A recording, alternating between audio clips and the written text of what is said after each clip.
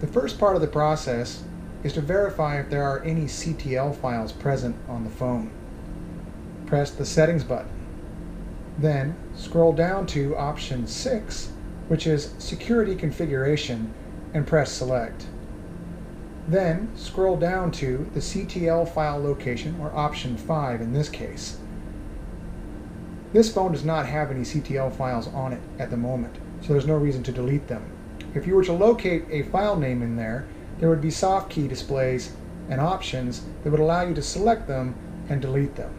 If you have any further questions about this process, be sure to consult with your technician.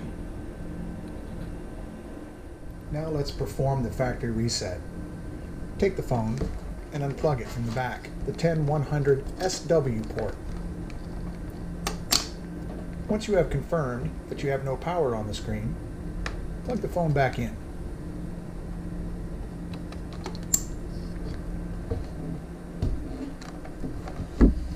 To see that light start, press the pound key.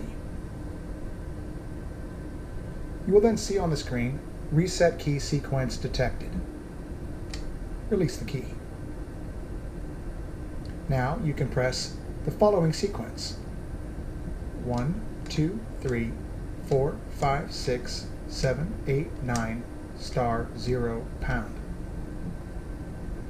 You will then see that the screen will display Save Network Config.